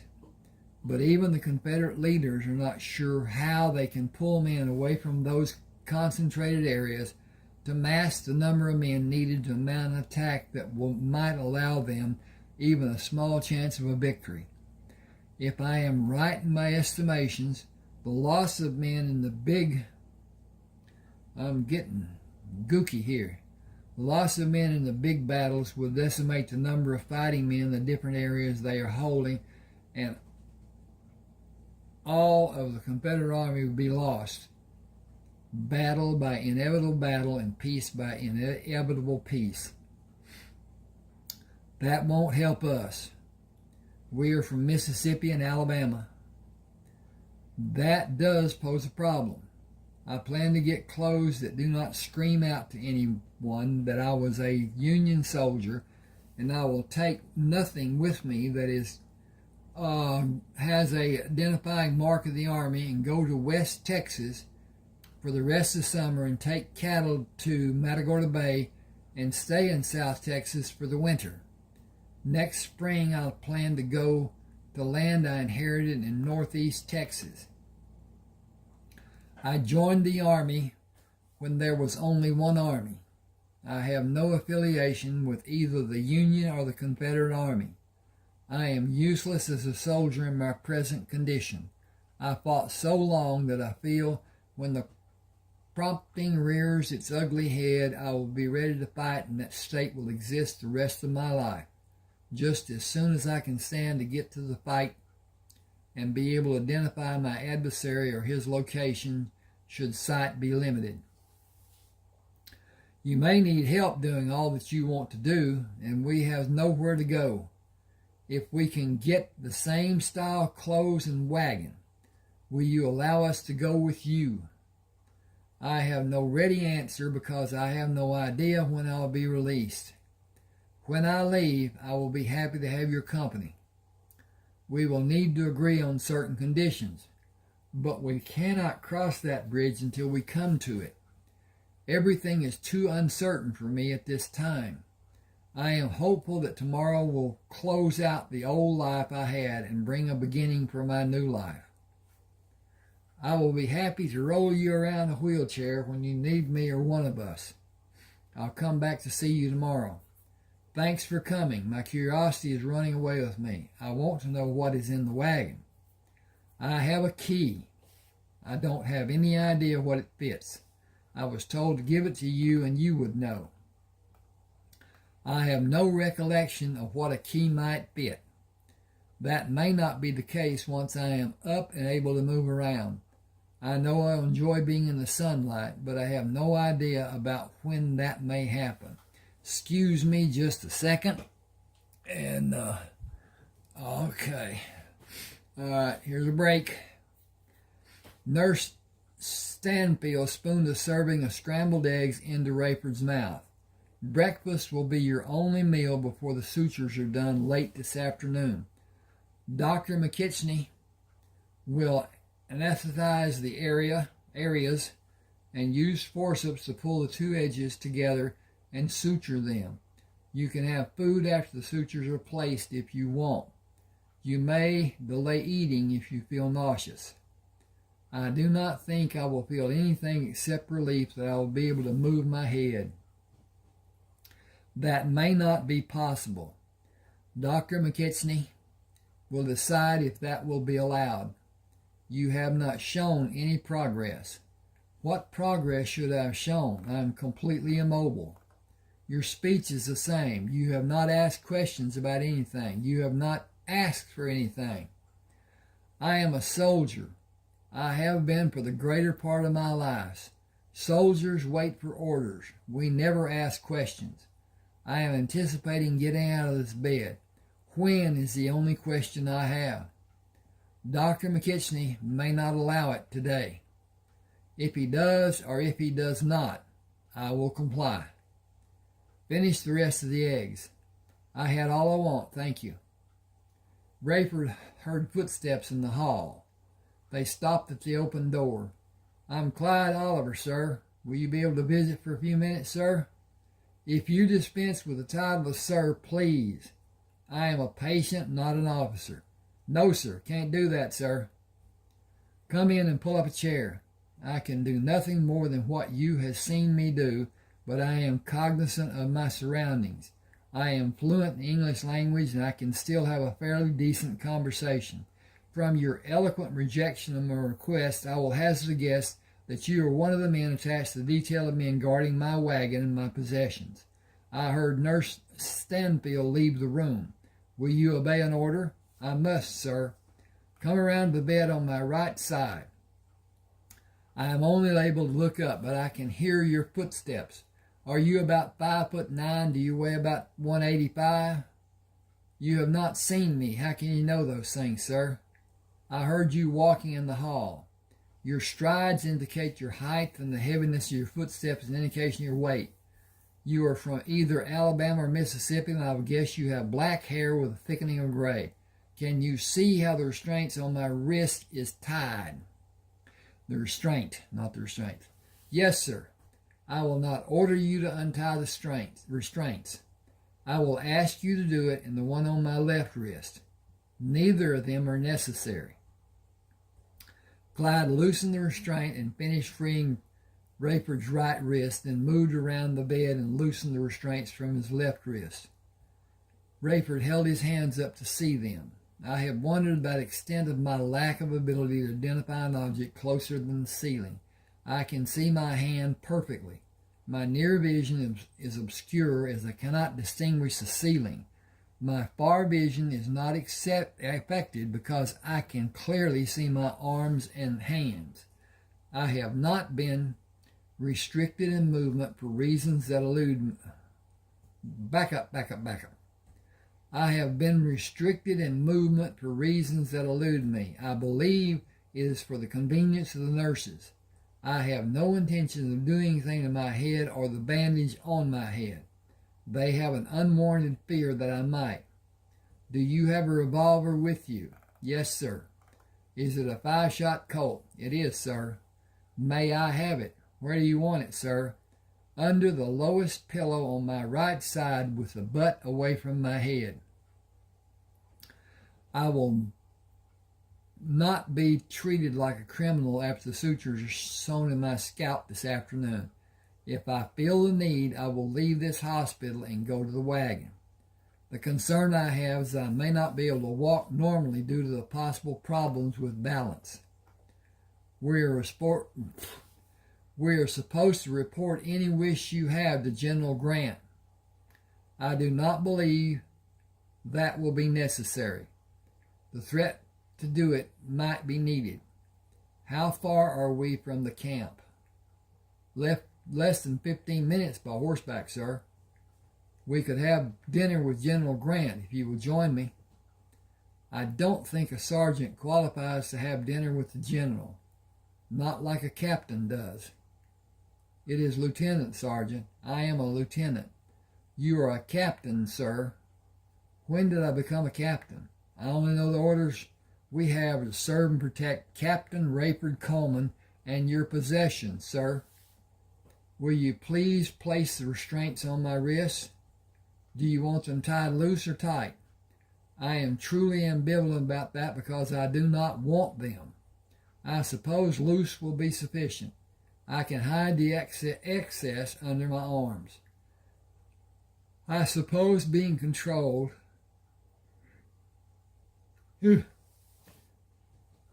despise being controlled, even if it was thought to be needed, which it was not. I feel I will do better if I sit with my legs over the edge of the bed and move my head. Above all else, I want this captive existence to end. Hang with me just a second. I got to check again. And so, yes, we're doing well. I don't know what that might be like, but I don't think it would sit well with me either, sir. Have you considered what you will do after your retirement? It is going to be so different than Army life, but I have not seen combat. I don't have that hanging over my head. I think getting new clothes will make the difference we need to look like we are civilians. I have been told we have an air about us that shouts of us being military. We will always identify with the military, but pushing cattle will change that for me. Living my life on a farm will do that even more. Being self-sufficient instead of dependent as I have been will be more satisfying. To some degree, we have been held captive all the years we have been in the Army. Quiet now, Nurse Stanfield is coming. How do you know that? I hear her footsteps. I don't, and how do you know it's her? It could be the doctor or someone else. The doctor has a lighter sound to his footsteps than Nurse Stanfield, and he is talking to another nurse about releasing a patient. The patient's lungs must be clear or they will keep him another day. Nurse Stanfield hurried into the room. I will have the orderlies turn the bed around for more light. They are bringing the items needed to suture your head. This might not be what a visitor should be witness to being done. I have plenty of experiences sewing up men. It won't bother me. It is my duty to report to General Grant about what was done and how it affected Captain Coleman. General Grant will want to know when Captain Coleman will be able to report to him. Nurse Stanfield held her head down as she tightened the restraints on Rayford's left wrist.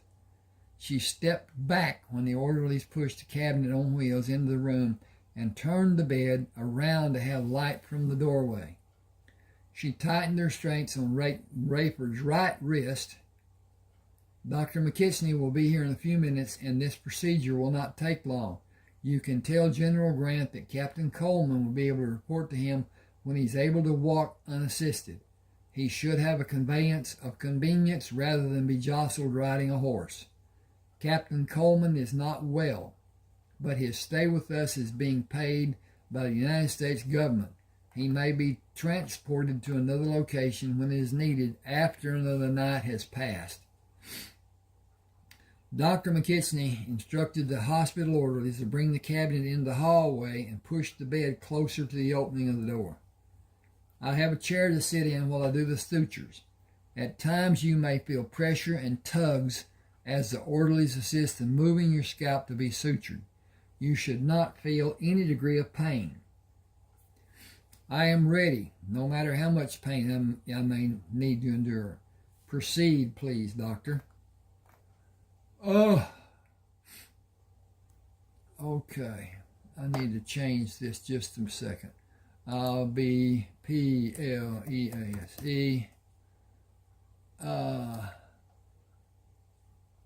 Okay.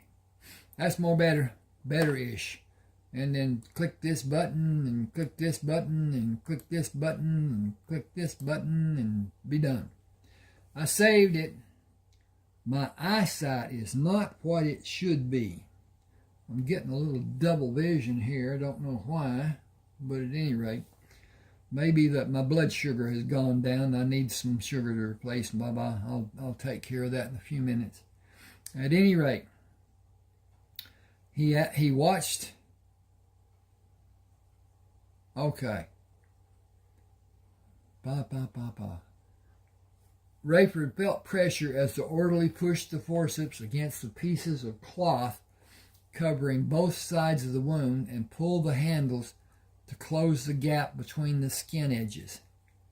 He did not feel the sutures Dr. McKitchney pushed, pulled, tied, and had the second orderly snip. He looked up at the orderly holding the forceps.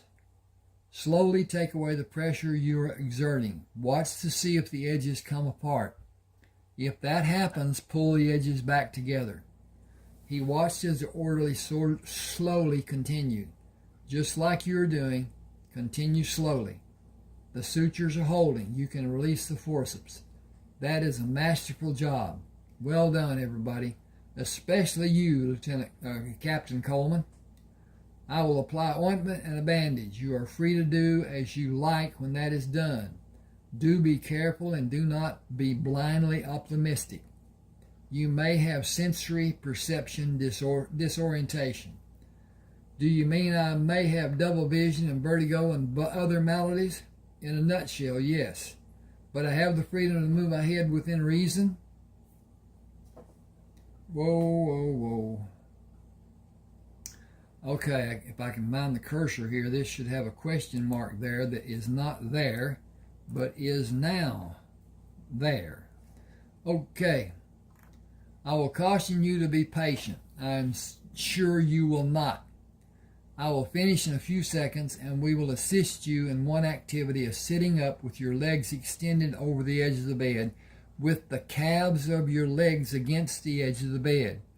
I have several questions to ask about this first experiment. He placed the last piece of tape on the bandage.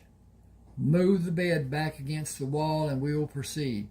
Captain, please allow the orderly's freedom to bring you to a position that you can move your legs over the edge of the bed and sit up. All of that should be done carefully and slowly. Hang on a second, I'm going to carefully and slowly check on my experimentation. He stood away from the bed and watched Rayford for indications of pain or distress. In an upright position sitting on the bed, Rayford moved his head down until his chin rested on his chest and held that position for a few seconds. So far, everything is working fine. Please maintain that position a little longer.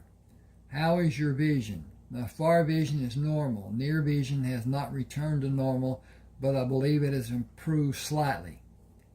Let them help you swing around and drop your legs over the edge of the bed with your hands flat on the mattress covering.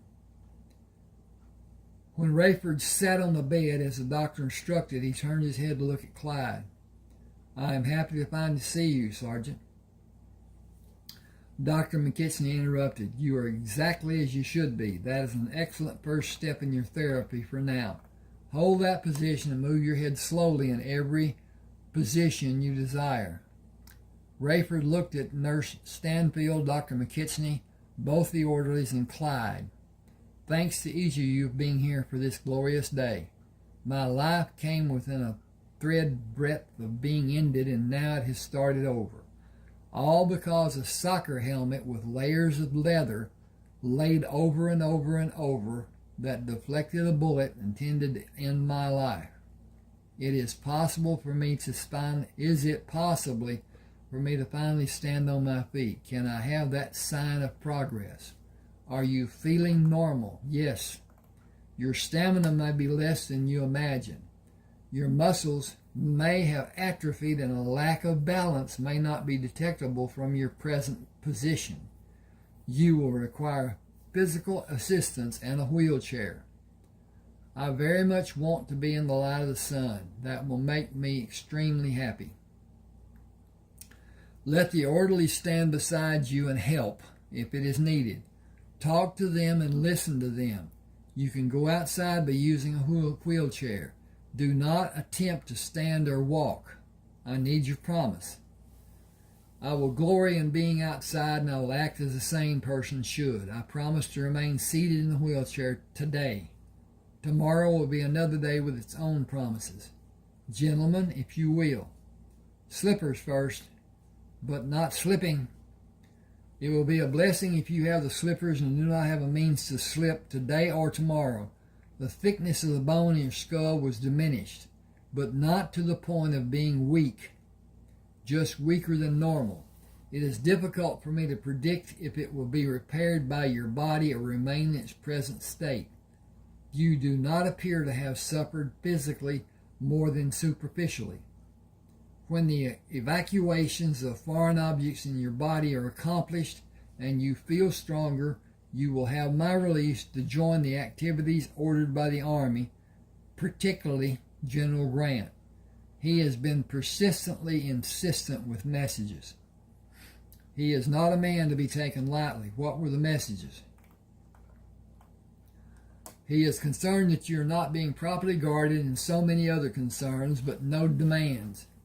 It is not that I am taking him lightly. That would be extremely foolish. I cannot answer most of his questions. No medical person can.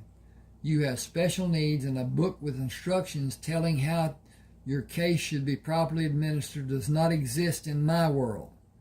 I can do nothing more than tell him you will be here another week or longer. Rayford slipped over the edge of the bed and stood solidly on the floor. It must be the magic slippers.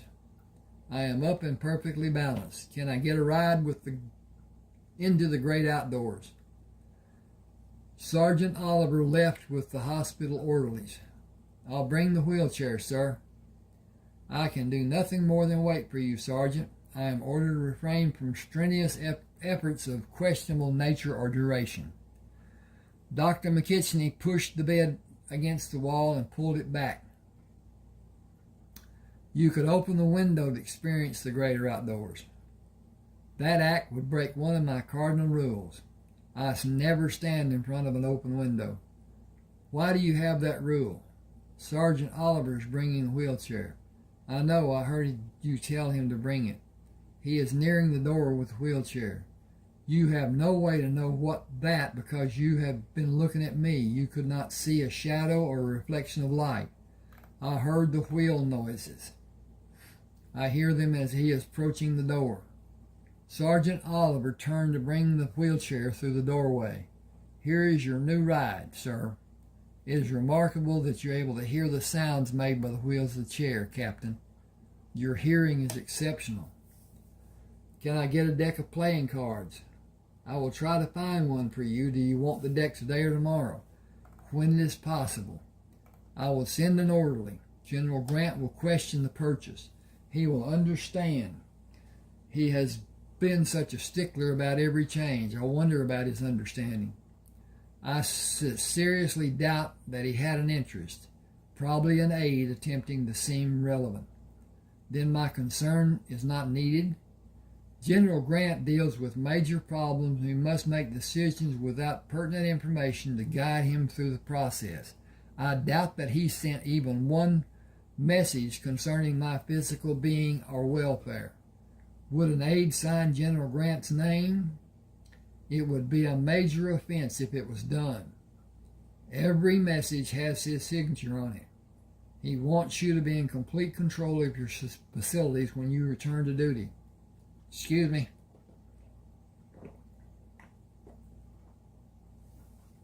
I cannot use the wheelchair today. I suggest that you do the surgeries today and tomorrow, beginning now. I have everything needed except the orderlies. Sergeant Oliver turned the wheelchair around. I'll be right back, sir. You will sleep with your new backside looking at the ceiling tonight. New backside? I'm going to take that out of there. That doesn't even seem right. If I can find the cursor. You can take your backside. Okay. You can sleep with your backside looking at the ceiling tonight. Do you need help lying face down on the bed? I believe I can manage. You will feel everything I do to you under your skin. It cannot be helped. It will help in the future. Okay.